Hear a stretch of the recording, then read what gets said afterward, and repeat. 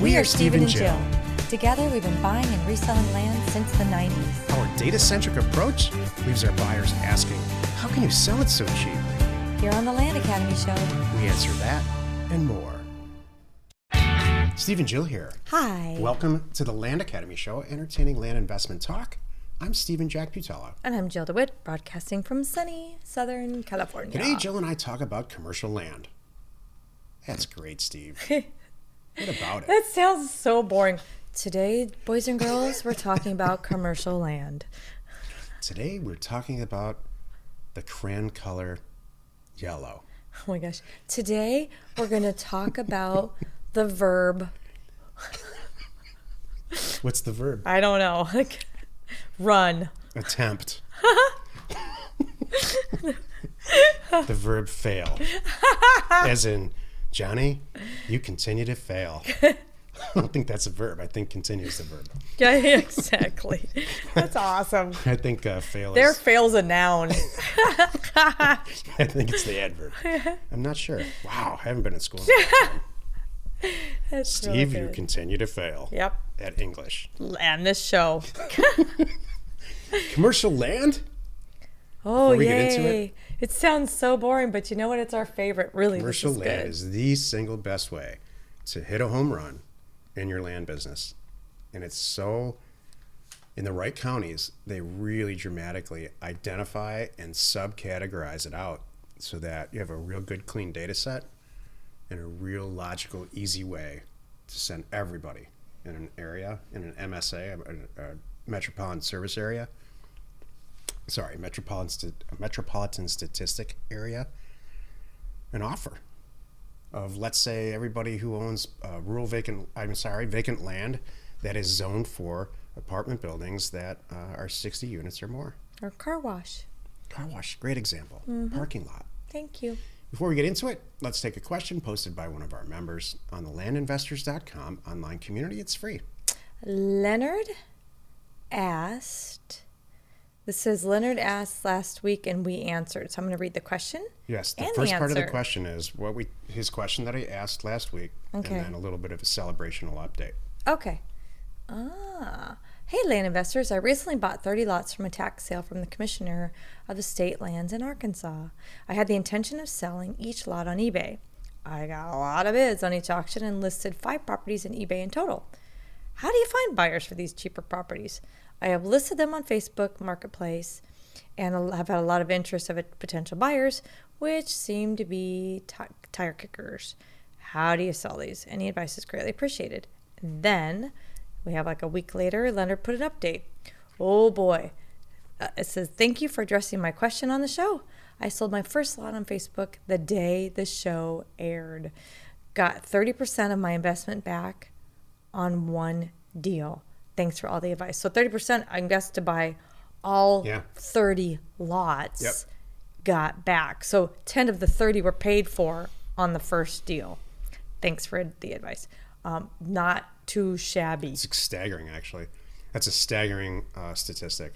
I love it. And nowhere else in real estate can you do that. It's amazing. I love it. All over the country, there are places you can go, more and more, with the more prevalence of the internet, places you can go to buy back tax property online. And so it's a full-time job keeping up with it. Jill and I do it probably once or twice, maybe 3 times a year.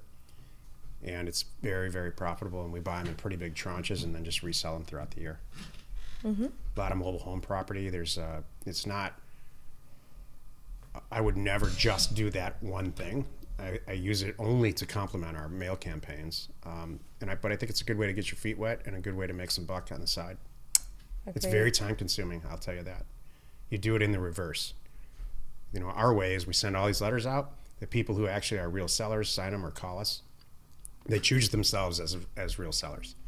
The back tax situation is you're staring at a list of 500 properties that are back tax property, and you have to analyze every single one and decide if you're going to buy it. It's very, very time consuming and tedious, and stuff comes up. There are flawed properties. Back tax property are flawed. There's a reason why they went back. So am I saying it's bad? No, it's more time consuming, a little less profitable in the end, and a lot More less headaches. a lot less systematic. That's what I don't like about it. It's like, oh, what's on the list today? Right. Instead of, yep, I know exactly how many offers I know how many offers I sent out 2 weeks ago. I know how many properties I'm going to buy this week. Exactly. Today's topic, commercial land. This is the meat of the show. I love commercial land. Tell us why, Jill. Well, you know what? It's a different customer. There's a lot of reasons. I love commercial land because I love the product type. There's so much more you can do with it. You know, not just, we haven't talked about this in a while, but commercial land is a step up from residential, vacant land, has different uses, it's different zoning.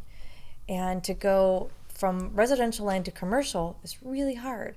But to go the other way around, if you really want to buy a big piece of commercial land and make it something kind of residential,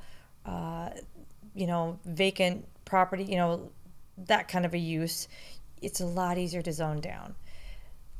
Number one. Number two, a lot of commercial land you can do you can do more with it. It's zoned differently. That opens up mobiles. It opens up maybe RV parking. It has a lot of things that the house next door won't allow, but a business next door, they don't care. They will allow. Maybe the parking lot that you talked about, maybe a motel. And then within just commercial land, then there's subcategories often where it might be already spelled out the use. And so you know what you're doing. You know what you're getting. My other thing is the customers and the brokers. Should you ever get a broker involved? This is one of the things like we have done in the past very successfully. We have bought large pieces of expensive commercial land that's worth a whole lot more. When I say a whole lot, I mean a whole lot, hundreds of thousands of dollars more than what we paid for it. 10 times. Yeah, and it was worthy of bringing in a broker, and because they know the area, they know the sellers, they drive them around, they're talking to they know the buyers, all day long. So, and it's a different customer. It's not the same person that's going to go, oh, I need to bring my wife out and stand on it and make sure the sunset's as pretty as I think it is. Really, no. These commercial guys know what they want. They know Amazon's down the street and they know Dairy Queen's next door. They're looking for this property. And it just makes it fast. Well, not always faster. I'll say that because sometimes there's more due diligence involved, especially if they're taking out construction loans and they're gonna start building their Starbucks right now, kind of thing. But they're so much more profitable and easier, and I just love them. I mean, Jill covered a lot of the pros. Another pro is that there's really no emotion in a commercial real estate deal. And it's mostly guys who just have a job to do. In a lot of cases, my favorite commercial real estate land transaction is selling land that will be turned into a subdivision. Like Phoenix or Las Vegas are great markets for that because they're just ever expanding into the desert. So you take would-be property that's being completely unused, or in some cases farmland, and farmland's generally worth way less, and certainly vacant land is worth way less than when you price it at what it's going to be worth after you put a bunch of houses up on it, and it resets the price. And so most land, those are the pros. It's very easy to calculate all this stuff. It's very easy to know what's going to happen, just like buying houses. The con is that the vast majority of people who own commercial real estate or farmland or whatever, commercial land, know what they have. So you have to, and it goes against a little bit of what we kind of teach with all these other product types. What we teach with these other product types is buy it and resell it for more. Don't do anything to it. Don't paint it. Don't breathe on it. You're going to have to, somebody It's true, actually. Don't go see it, that's for sure. You're going to have to see what that end use is going to be. It might be a subdivision, and then you're going to have to know how many properties are going to be in that subdivision, or if a hotel is going to go up on it, or is a long-term care facility going to go in there, and if so, what type of facility. So it's more of a career thing that happens. But if you understand this stuff and you understand these businesses and you can spreadsheet it out like everything else we do, it's very, very, very lucrative. And I'll tell you what, if you want customers and clients for life, you send out a commercial mailer that's very intelligently written, answer the phone like we always do, And the vice presidents of acquisition and the owners that are to call you back that get these letters are going to say some version of this. I got your letter, and it's I'm not interested in selling this piece of land at all, but I'll tell you what, we need to build 482 units next month to hit our quota.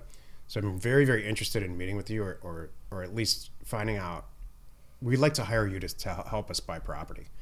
So you're going to have this immediate database of people, very specific buyers that are serious, Correct. that are already funded, that are not emotional. They want to see every single deal. I made a career out of this in the between 1989 and like 1998 with long-term care facilities. They just couldn't wait to take my calls. They stopped what they were doing every time I called them and said, I got a deal, you might want to look at it. So we didn't, and I was a broker, I wasn't an owner.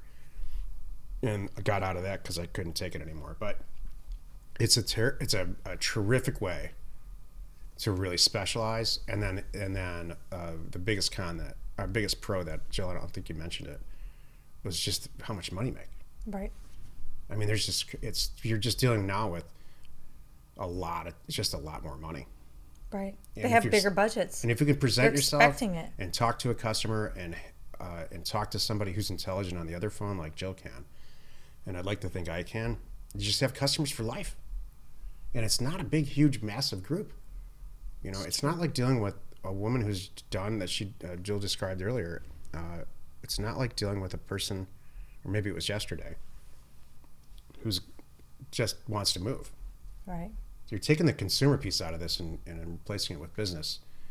I would not recommend at all starting off with commercial land. I think you should start off with different land types, rural vacant land or houses, to understand the transaction process and things like that. But you can parlay this into convenience stores if you want to. It's not hard.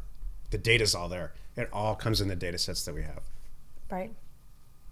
Would you recommend someone sending out a mailer only zoned commercial, or would you recommend someone mixing it in?